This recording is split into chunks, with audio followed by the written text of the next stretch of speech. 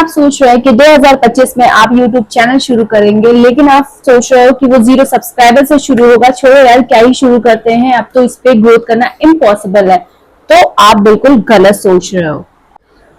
तो इस वीडियो में मैं आज ऐसी स्ट्रैटेजी बताने वाली हूँ जिसको अगर आप फॉलो करते हो तो 2025 में एंड तक आपका चैनल ग्रो होगा, मोनेटाइज होगा, ये मैं गारंटी के साथ कह रही हूँ। लेकिन उसके लिए वीडियो को स्किप मत करना, एंड तक देखना, और अगर मेरी वीडियो अच्छी लगे मेरे चैनल को सब्सक्राइब कर ले। देखो यार, सबसे पहले मैं आपके दिमाग में एक चीज डाल देती हूँ कि दुनिया में जितने भी बड़े बड़े क्रिएटर्स हैं, आप देखते हो सोशल मीडिया पे जितने भी क्रिएटर्स हैं जो लाखों में, मिलियंस में फॉलोअर्स लेके बैठे हैं, उन्होंने भी अपना चैनल 0 से ही शुरू किया था।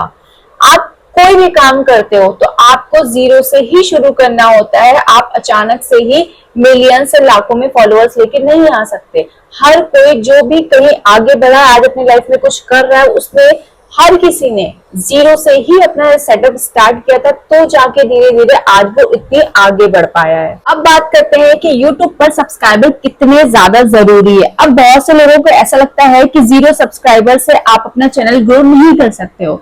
ये बहुत बड़ा YouTube का मिसकंसेप्शन है कि आप 0 से शुरू करने के बाद अपना चैनल ग्रो नहीं कर पाओ, और आपका जो फोकस रहता है वो सारा क्या होता है कि वो सब्सक्राइबर की तरफ भागता है। तो आप अपने कंटेंट पे फोकस नहीं कर पाते, आप इस चक्कर में भाग रहे होते हो कि आप कैसे जल्दी जल्दी अपने सब्सक्राइबर बढ़ाओ, क्योंकि आपको तो यही पता है कि सब्सक्राइबर ही सबसे ज्यादा जरूरी है हमारे चैनल को ग्रो करने के।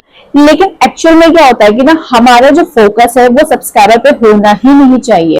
तो अगर आपको कंटेंट एंगेजिंग है तो सब्सक्राइबर तो खुद ही बढ़ जाएंगे। तो अगर आप वैल्यूएबल कंटेंट बनाएंगे, सही ऑडियंस को चुनेंगे, तो आपका चैनल वैसे ही ग्रो होगा, सब्सक्राइबर आपके ऑटोमेटिक बढ़ते रहेंगे। और सबसे बड़ी चीज ये है कि ऑडियंस खुद ऐसे कंटेंट को, अगर आपका थोड़ा भी एंगेजिंग कंटेंट है तो यूट्यूब आपके कंटेंट को खुद आगे बढ़ाएगा, खुद उन सब्सक्राइबर तक लेके जाएगा, उन पब्लिक तक लेके जाएगा जो इस वीडियो को जेन्युइनली देखना चाहते हैं। लेकिन अगर उसके लिए आपका कंटेंट जो है वो वैल्यूएबल है, आपका कंटेंट थोड़ा बहुत भी एंगेजिंग है, तो पब्लिक खुद आपके पास आएगी, सब्सक्राइबर आपके खुद बढ़ जाएंगे। लेकिन मेन बात आती है कि ये सब होगा कैसे।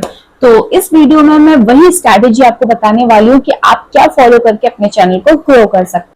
तो अगर आप कंटेंट बनाना शुरू करना चाह रहे हैं तो उससे पहले आप ये सेलेक्ट कर लो कि आप किस नीच पे काम करना चाहते हो। एक पर्टिकुलर नीच सेलेक्ट कर लो और तभी आप उस हिसाब से अपने ऑडियंस को टारगेट कर पाओगे। आप सही ऑडियंस चुनेंगे और सही ऑडियंस के लिए कंटेंट बनाएंगे, तभी आज के टाइम में आप यूट्यूब पर ग्रो कर पाओगे। तो आप किसी भी टॉपिक पर वीडियो बना सकते हो, जैसे कि आपका जो वीडियो है वो इंफॉर्मेटिव भी हो सकती है, आपका वीडियो जो है वो एंटरटेनमेंट वाली भी हो सकती है, आपका वीडियो जो है वो कुछ एजुकेशनल हो सकती है, या आप चाहो तो दोनों को, तीनों को मिक्स करके भी बना सकते हो। एक तरफ आप एंटरटेनमेंट दिखा रहे हो, एक तरफ आप एजुकेशन दे रहे हो, आप ये भी कर सकते हो। अब इन तीनों में से आपको डिसाइड करना है कि आपको कौन सा नीश सेलेक्ट करना है। आपको किसी को एजुकेट करना है, या आपको लोगों को एंटरटेन करना है, या कुछ उनको इन्फॉर्मेशन देनी है, वो आपको सेलेक्ट करना है।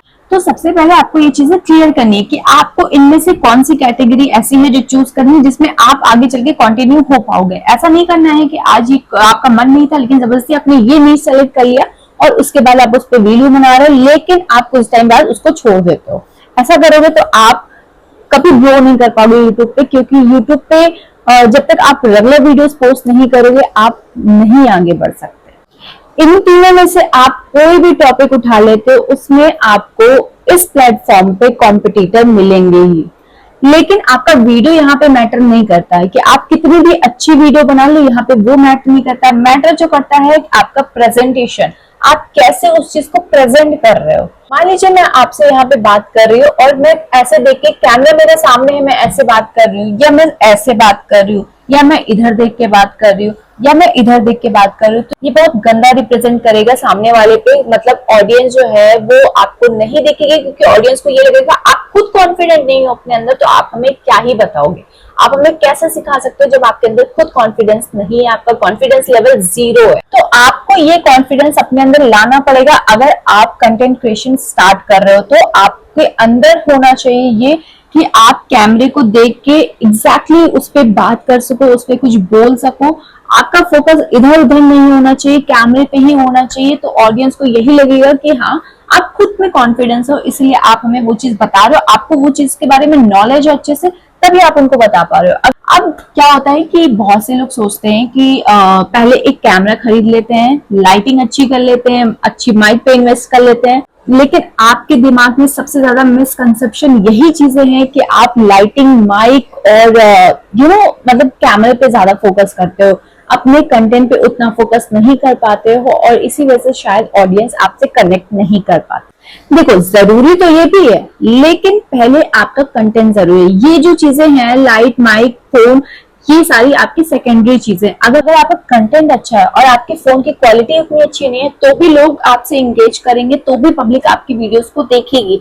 आपकी लाइट अच्छी नहीं है लेकिन आपका कंटेंट अच्छा है, तो भी लोग आपको देखेंगे। क्योंकि बहुत सारे ऐसे वीडियोस हैं, मैंने बहुत सारी क्रिएटर्स को देखा है जो अभी तक उनकी लाइटिंग काफी मतलब अच्छी नहीं है, उनकी कैमरे की क्वालिटी उतनी अच्छी नहीं है, लेकिन सब्सक्राइबर बहुत ज्यादा है, उनपे लोग आते भी हैं, उनकी वीडियोस भी देखते हैं। क्यों? क्योंकि उनका कंटेंट बहुत ज्यादा अच्छा है। उनकी लाइट भले अच्छी ना हो, लेकिन उनका कंटेंट जो है वो A1 है। अब देखो, कंटेंट तो आपने बना लिया, लेकिन अब जो दूसरा स्टेप है कि ये जो कंटेंट है ये लोगों तक पहुंचाएं कैसे, क्योंकि सिर्फ कंटेंट बनाने से नहीं होता है, अब इसको लोगों तक भी हमें पहुंचाना है, जिससे हमारी रीच बढ़ेगी, जिससे हमारे सब्सक्राइबर बढ़ेंगे।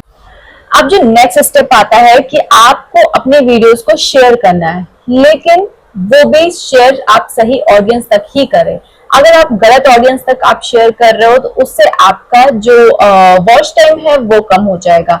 क्योंकि अगर आप सही ऑडियंस तक करोगे तो आपकी वीडियोस पे लोग देर तक टिकेंगे, ज्यादा देर तक देखेंगे, तो आपका वॉच टाइम बढ़ेगा। अगर आप कुकिंग कर रहे हो तो आप उसी से रिलेटेड लोगों को अपने वीडियोस को शेयर करो। आप चाहो तो किसी अपने लेवल के क्रिएटर्स के साथ कोलैबोरेशंस कर सकते हो। अगर आपका कुछ मतलब आपके सब्सक्राइबर्स बहुत कम हैं, लोग आपको उतना नहीं जानते हैं, उसके बाद आप चाहोगे जिसका 1 लाख सब्सक्राइबर है, आप उसके साथ कोलैबोरेशन के लिए उनको मेल डालोगे, तो उनका रिप्लाई बिल्कुल नहीं आएगा। इसलिए आपको अभी आप उनके साथ कोलैब करो ना जो आपके लेवल के हैं। मतलब अगर आपके आसपास के फॉलोअर्स उनके हैं, तो आप उनके साथ कोलैबोरेशन कर सकते हो, क्योंकि कोलैबोरेशन का बहुत बड़ा बेनिफिट होता है। लोग काफी आपको जानते हैं, उनकी ऑडियंस भी आपको जानती है सामने वाले की, और आपकी ऑडियंस उनको जानती है, तो इससे क्या होगा कि दोनों का फायदा बराबर से होता है। आपको बहुत स्मार्टली काम करना है, आपको अपनी ब्रांडिंग बनानी है। अब ब्रांडिंग जैसे आपका सोशल मीडिया हो गया, इंस्टाग्राम, ट्विटर, फेसबुक, तो इन सब पे एक जैसे दिखिए, तो इससे क्या होगी, आपकी ब्रांडिंग बनेगी। अभी जैसे शॉर्ट्स बहुत ज्यादा चल रहा है, बहुत ज्यादा ट्रेंड में है, तो आप शॉर्ट्स पे काम कर सकते हो। शॉर्ट्स पे ग्रोथ बहुत जल्दी मिलती है, शॉर्ट्स पे आपको सब्सक्राइबर काफी जल्दी मिलते हैं, तो आपका चैनल ग्रो होने के चांसेस बहुत ज्यादा होते हैं। नेक्स्ट आप ये कर सकते हो कि आप अगर कोई कंटेंट बना रहे हो और उससे रिलेटेड आपको और भी सारे आइडियाज है, उस कंटेंट से रिलेटेड और भी कंटेंट है आपके पास, तो आप कई सारे पार्ट्स बना लो, उसकी वीडियोस बना लो और उसको प्लेलिस्ट में डाल दो। प्लेलिस्ट में डालने से क्या होगा कि वो लूप पे चलेगी, वो बैक टू बैक प्ले होती होगी। तो इससे होता है कि जैसे लोग सीरीज देखते हैं तो कहते हैं कि हाँ फर्स्ट पार्ट में ये था, अब सेकंड पार्ट में वो देखने को मतलब एक होता है ना कि बहुत ज्यादा उत्सुक होते हैं कि देखने के लिए कि नेक्स्ट पार्ट में हमारा क्या है। वैसे ही आपके वीडियोस अगर फर्स्ट पार्ट में थोड़ा भी इंफॉर्मेटिव रहा उनके लिए, उनका भी लगा कि उनको कुछ फायदा हो रहा है, वो सेकंड पार्ट डेफिनेटली आपका देखेंगे ही देखेंगे। तो आप एक प्लेलिस्ट बना लो, उस पर लूप वीडियो ऑटोमेटिक चल जाती है। अब थर्ड स्टेप, आपने वीडियो बनाया, कोलैबोरेशन किया, अपना सब कुछ हो गया आपका कंप्लीट। अब ये जो ऑडियंस आपकी बन गई है, अब इसको रोक के कैसे रखना है। अब जो ये है ऑडियंस को रोकना बहुत ज्यादा जरूरी है, क्योंकि YouTube आपकी वीडियोस जाके चेक नहीं करता। YouTube ये देखता है कि ऑडियंस आपसे कितना ज्यादा कनेक्टेड है, ऑडियंस आपका जो वीडियो है उस पर एंगेजमेंट कितनी अच्छी आ रही है। YouTube आपकी पर्सनली वीडियोस जाके आप क्या बना रहे हो, अच्छा बुरा, वो ये चीज नहीं चेक करेगा। आपकी क्या एंगेजमेंट आ रही है, लोग कितना ज्यादा कनेक्ट हो पा रहे हैं आपकी वीडियो से, YouTube ये देखता है। तो ये जो एक ऐसी चीज है ना, इसको बहुत सारे यूट्यूबर्स जो होते हैं वो इग्नोर कर देते हैं, लेकिन आपको ये चीज इग्नोर बिल्कुल नहीं करनी है, क्योंकि ये बहुत ज्यादा इंपॉर्टेंट है। लास्ट नॉट द लीस्ट, सबसे ज्यादा जो जरूरी है वो है कंसिस्टेंसी। हमेशा बोलती हूँ, बहुत ज्यादा जरूरी है। सक्सेस की सबसे बड़ी जो की है वो है कंसिस्टेंसी। तो अगर बिना शेड्यूल के आप अपनी वीडियोस बनाते हैं तो आप डेफिनेटली अपने ऑडियंस को लूज कर देंगे। तो अपने देखो, यूट्यूब ने हमें जो ये सारी फैसिलिटीज दिए शेड्यूल करने का, अनलिस्ट करने का, प्राइवेट पब्लिक करने का, इसका कोई मतलब होता है, कोई सेंस होता है? इसीलिए यूट्यूब ने हमें दिया है। तो हमेशा शेड्यूल करें अपने वीडियोस को और उसके बाद उसको पोस्ट करें, बहुत ज्यादा इंपॉर्टेंट है। बाकी अगर आपको कुछ भी ऐसी चीज है इस वीडियो से रिलेटेड नहीं समझ में आ रही, आप मेरे से पूछ सकते हो, मुझे कमेंट कर सकते हो। मिलते हैं नेक्स्ट वीडियो में। टिल